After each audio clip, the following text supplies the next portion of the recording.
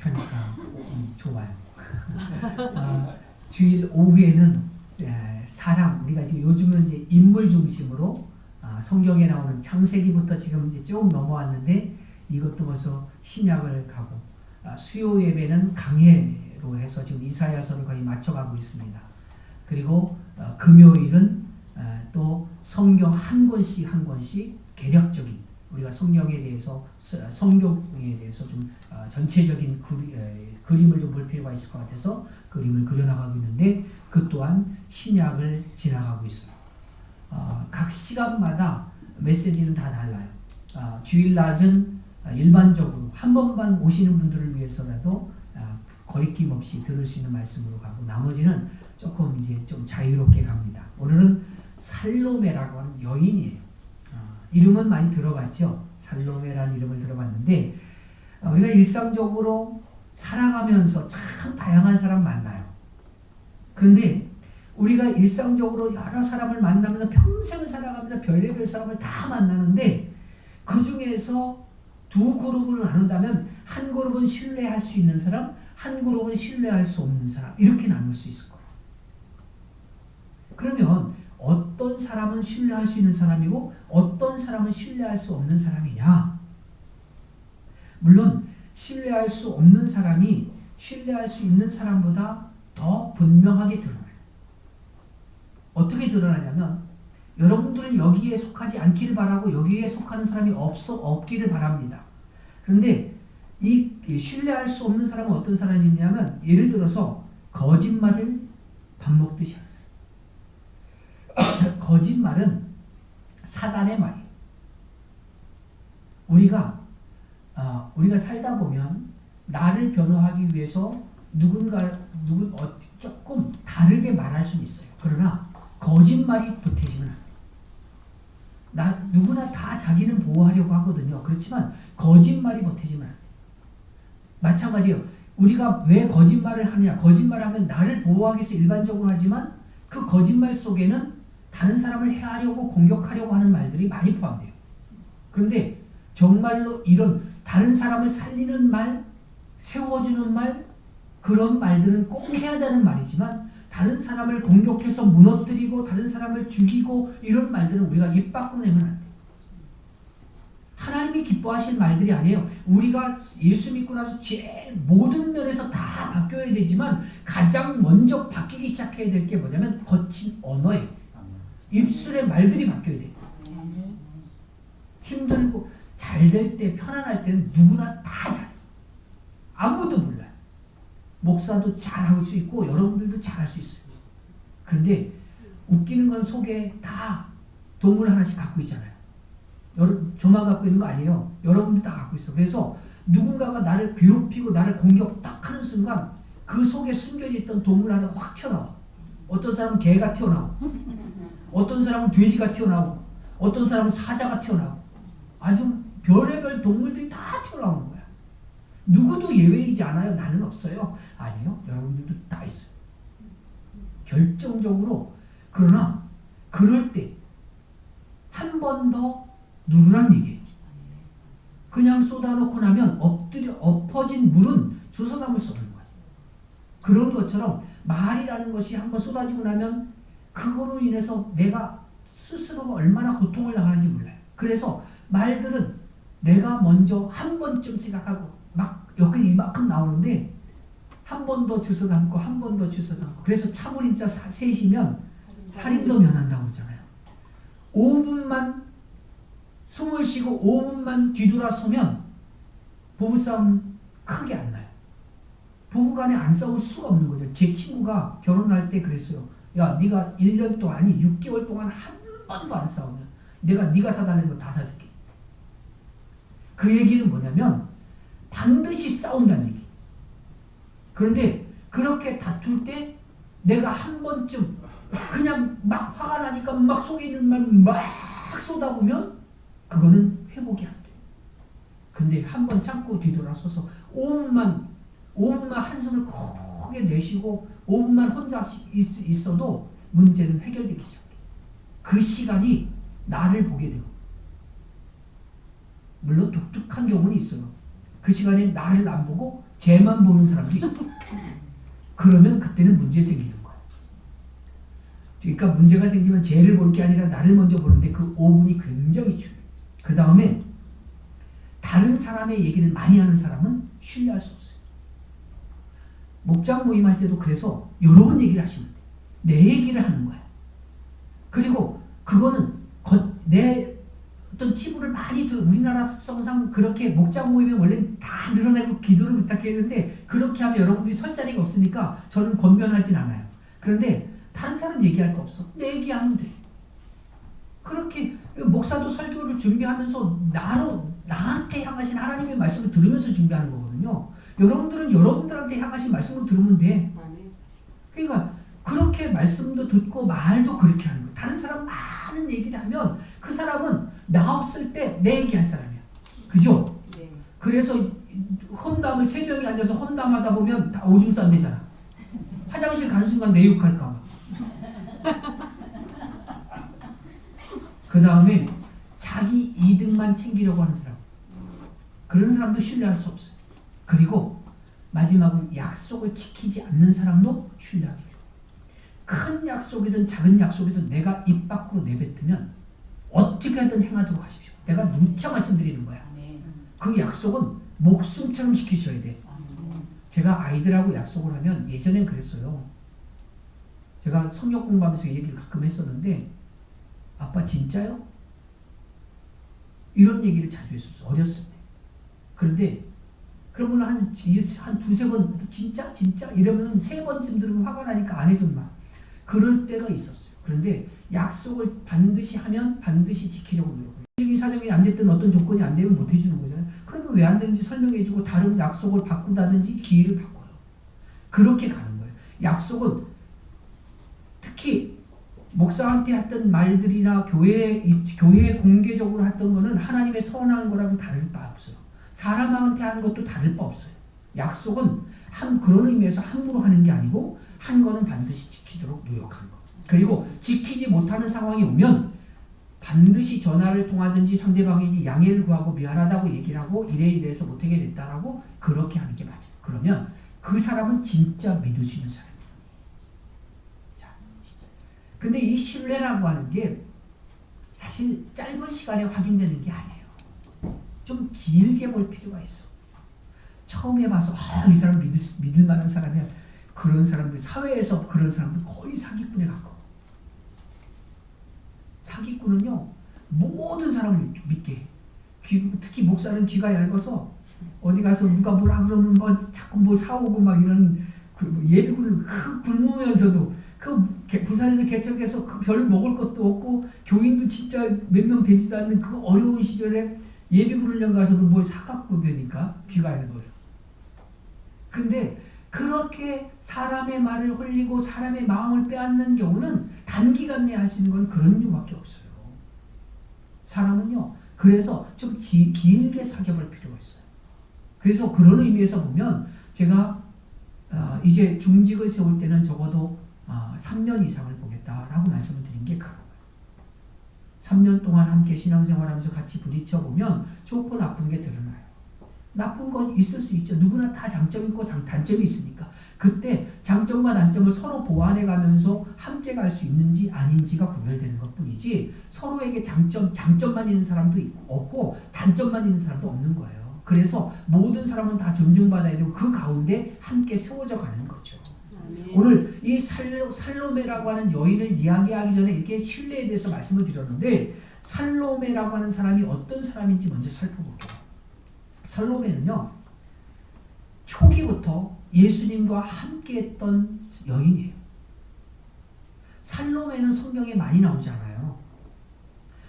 성경 이외의 기록을 관심 갖고 있는 분들도 있는데 살로메 그러면 제일 먼저 떠오르는 이름이 누구냐면 헤로디아의 딸인 살로메를 기억해요.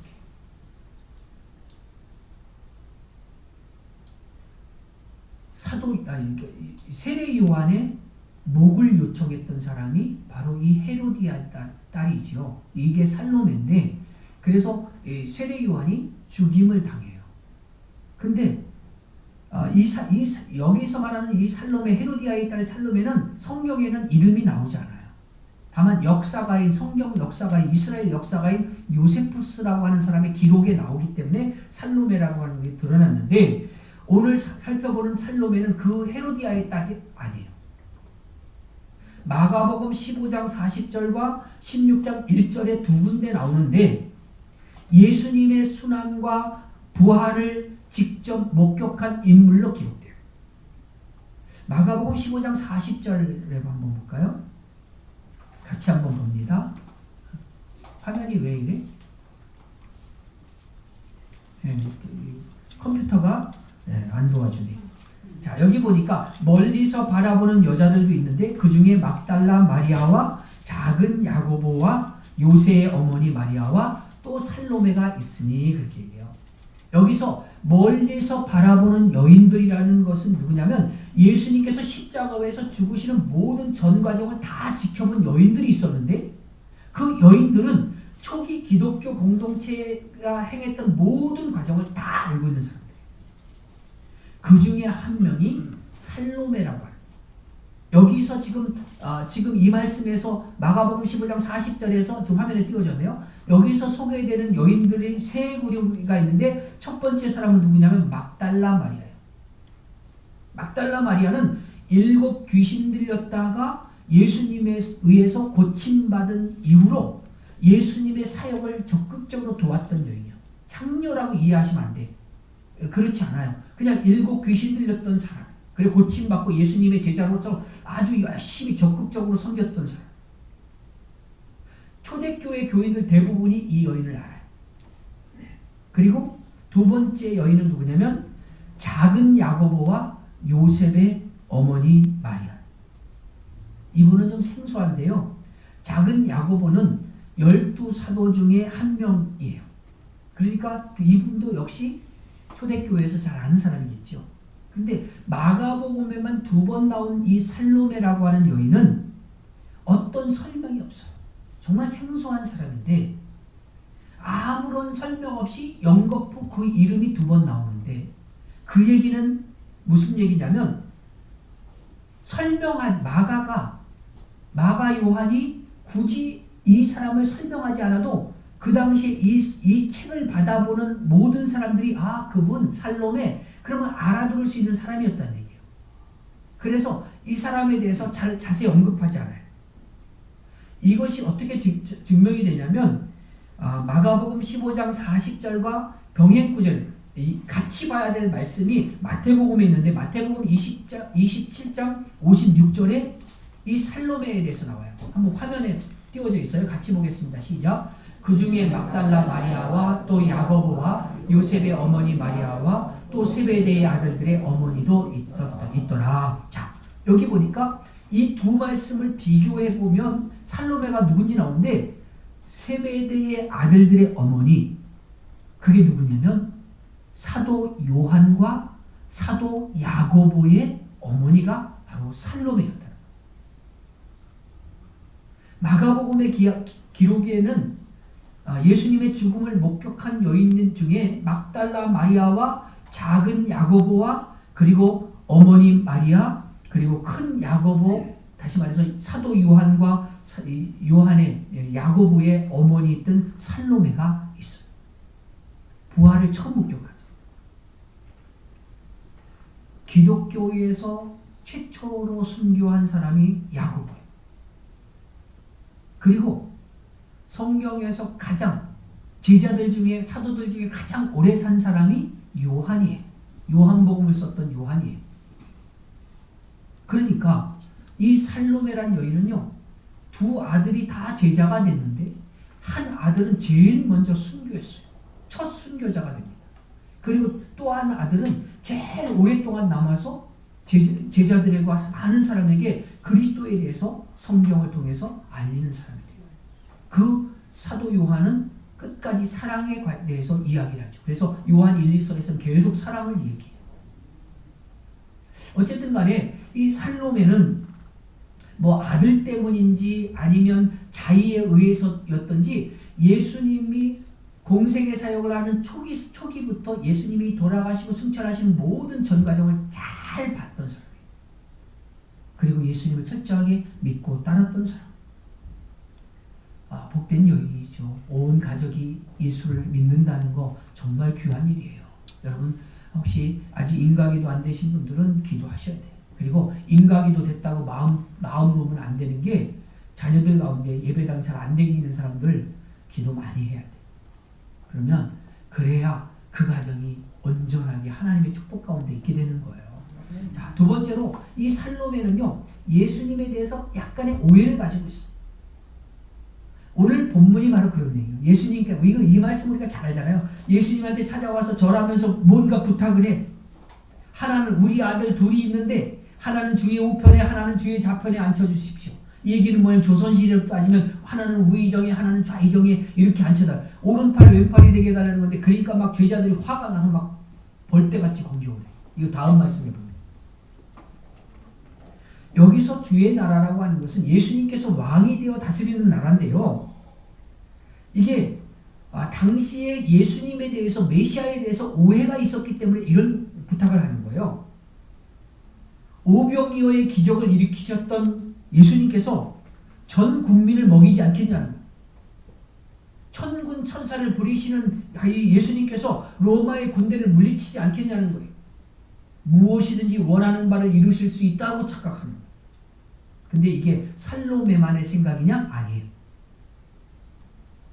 당시의 사람들이 오병이어 기적을 체험하고 나서 사람들이 예수님을 왕으로 삼고자 하고 해서 예수님에게 막 벌떼같이 몰려드니까 예수님이 어떻게 하셨냐면 산으로 피하셨어요. 당시의 사람들은 먹을 걸 확 주니까 야 놀라운 일이 벌어지는 걸 아니까 이 예수님은 정말 대통령이 갑자기 뜨는 사람들이 대통령이 되곤 해요. 근데 저는 미국처럼 오랜 기간 동안 아예 정치인으로 크고자 작정하고 그렇게 꾸민 사람들이 그런 단계를 밟아서 아무런 흠 없이 그렇게 잘 큰 사람들이 정치를 하고 대통령을 하는 게 훨씬 더 나을 것 같아요. 미국도 갑자기 생긴 대통령이 되니까 온 세계가 완전히 엉망이 되어버리잖아. 우리나라는 갑자기 인기가 확 생기면 대통령이 확 돼버려. 근데 예수님 이 당시에도 그런 거예요. 경제 대통령이죠. 또 정치적인 대통령으로 세우고 싶었어요. 저 로마의 정권을 무너뜨리고 유대 나라를 세울 수 있는 사람이라고 생각한 거죠. 그러니까 이런 생각이 막 가슴에 막 들어오고 나니까 살로메가 막 몸이 다른 거야. 야, 금방 예수님 대통령 될 텐데, 야, 지금 보니까 제자가 12명이나 되지? 그 외에도 예수님을 쫓아다니는 사람이 수없이 많지? 이게 다 경쟁 대상 아니에요. 그래서 예수님한테 찾아가는 거예요. 지금으로 말하면 치맛바람이 이렇게. 그런데 예수님은요, 사람들이 그렇게 몰려올 때 저 같았으면 조금 우쭐해지고 조금 자랑하고 그럴 텐데 예수님은 피하셨어요. 우리는 막 사람이 환호하는 자리에 가고 싶어 하지만 누군가 나를 칭찬하고 나를 높이는 자리에 서 있고 싶지만 예수님은 그런 적이 없어요. 우리는 목사도 그렇고 여러분도 그렇고 예수님을 따라가는 사람들이에요. 그래서 우리가 서야 될 자리는, 교회가 서야 될 자리는 사람들의 환호성을 받는 자리가 아니에요. 시끄럽고 요란한 자리가 아니에요. 조용한 자리에서 하나님과 교제하고 교통하는 자리가 우리가 서야 될 자리고, 사람들의 환호성이 아니라 사람들을 치유하고 사람들을 만지고 외로운 이들을 찾아가고 그들로부터 질시받고 질타받고 공격당하는 그 자리가 바로 우리가 서야 될 자리고 교회가 서야 될 자리예요. 교회가 서야 될 자리에 서 있지 않으니까 지금 교회가 무너지는 거거든요. 목사가 서야 될 자리에 서지 않으니까 목사가 무너지는 거고, 목사가 무너지니까 교회가 무너지는 거예요. 예수님은요 그런 자리 다 피하셨어요. 홀로 기도하러 가셨고 제자들을 먼저 보내시고 뒤따라서 기도하신 다음에 밤이 늦은 시간에 바다를 건너기도 하셨어요. 예수님은요 살로메가 부탁할 때도 똑같았어요. 네가 구하는 걸 네가 모르는구나. 내가 마시는 잔을 네가 마실 수 있느냐? 그러니까 마실 수 있다는 거죠. 예수님은 그 마시는 잔이 뭐예요? 영광의 잔이 아니에요. 고난의 잔이었습니다. 죽음의 잔이었습니다. 그런데 제자들이 그걸 모르니까 나도 마실 수 있다. 결국은 그 고백대로 다 그 잔을 마시긴 했어요. 하나님께 주시는 영광을 누가 누리느냐면 성경에 보니까 고난을 함께 받는 자가 누리는 거예요. 로마서 8장 17절 볼까요? 로마서 8장 17절 화면에 띄워집니다. 같이 읽습니다. 시작. 자녀이면 또한 상속자 곧 하나님의 상속자요 그리스도와 함께한 상속자니 우리가 그와 함께 영광을 받기 위하여 고난도 함께 받아야 할 것이니라. 아멘. 영광을 받기 위해서는 고난을 함께 받아야 되는 거예요. 이어서 계속되는 말씀은 뭐냐면 생각한데 현재의 고난은 장차 우리에게 나타날 영광과 좋게 비교할 수 없다 그랬어요. 그날의 영광을 생각하면 주님의 나라에 임했을 때의 영광을 우리가 생각하면 오늘 주님 때문에 받는 고난 그건 아무것도 아니라는 거예요. 사람 중요하잖아요. 사람이 분명히 존중받아야 돼요. 굉장히 중요한 거 맞아요. 그런데 하나님 앞에서 사람이 중심될 수 없어요. 제가 목회하면서도 여러분들이 너무 한 분 한 분 너무너무 소중하고 한 분 한 분이 너무너무 감사해요. 이게 개척교회 목사만이 이제 경험할 수 있는 부분인데 그러나 사람한테 목숨을 걸지 않습니다. 그러면 내가 해야 될 말은 하나님 앞 그러니까 내가 배운 교훈은 뭐냐면 하나님과 나만 잘하면 돼. 하나님 앞에서 내가 바로 서면 나머지는 하나님 끌어가신다 생각하는 거예요. 내가 막 하려고 내가 이 교회 부흥시키려고 천만에 안 되더라니까. 사람한테 집중하고 이 사람 귀한 사람이야. 헌금도 많이 하고 충성도 많이 해. 귀한 사람이야. 거기에 집중해버리고 거기에 마음 쏟아버리니까 그 사람한테 병들고 그 사람 상처받고 또 나가고 나한테서 멀리 보내더라니까.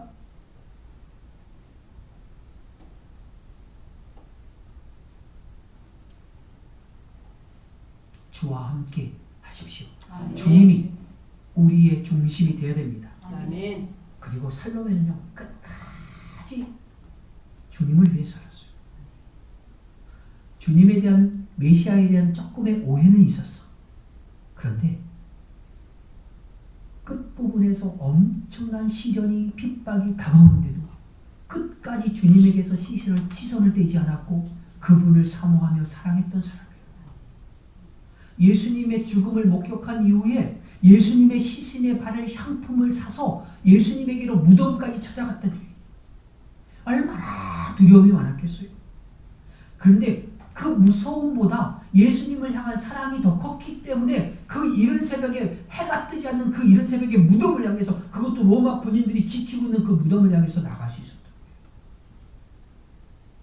거예요. 예수님이 부활하신다는 그 사실을 까맣게 잊어버리긴 했지만 그렇게 사랑하는 마음을 가지고 그 무덤을 찾아갔던 이 여인은 결국 예수님의 부활의 첫 증인이 돼요. 아멘.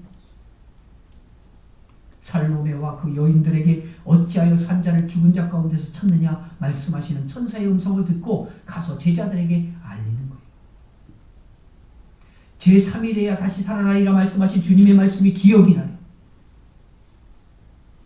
그리고 무덤에서 돌아가서 제자들에게 모든 사실을 알립니다. 첫 복음 전도자가 된 것. 얼마나 귀한 일인지 몰라요. 시작하면서 제가 말씀드린 것 중에 하나는 뭐냐면 신뢰는 오랜 시간이 흘러야 알 수 있다고 했어요. 온전히 평가될 수 있다. 그런 의미에서 이 살로메는 신뢰할 만한 사람이라는 거예요. 예수님을 향한 사랑이 어떠냐면 처음과 나중이 같았던 사람. 변하지 않아요. 살로메는 오히려 처음보다 나중이 더 아름다웠던 여인. 처음에는 굉장히 신한 좋은 것 같은데 나중에 형편없어지는 사람이 얼마나 많은데 이런 사람들과 비교할 때 보면 살로메는 우리의 어떤 모습과도 이제 우리가 어떤 모습으로 주님을 섬겨하고 주님을 만나고 주님과 함께 살아야 되는지를 보여주는 사람이에요. 지금보다 여러분의 마지막이 훨씬 더 아름다워지길 바랍니다. 아멘. 이 교회가 지금 처음에 이 교회를 개척하면서 가졌던 그 생각이 뭐냐면 큰 교회가 아니에요.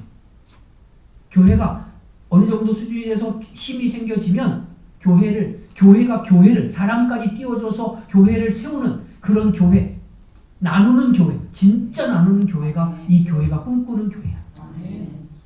여러분들도 그런 꿈을 함께 꿨으면 좋겠고 이것이 변하지 않았으면 좋겠어요. 멈춰 있는 건 다 죽은 거예요. 흐르지 않는 건 다 죽은 거예요. 말씀이 우리의 삶을 통해서 흘러야 되고 우리의 삶 가운데 주의 사랑이 흘러야 되고 그리고 우리의 생각이 주의 말씀과 성령의 능력을 따라서 흘러 넘쳐야 돼요. 아멘. 이런 생각이 멈추지 않는 그런 교회 되기를 주의 이름으로 축원합니다. 아멘. 아멘. 기도합니다.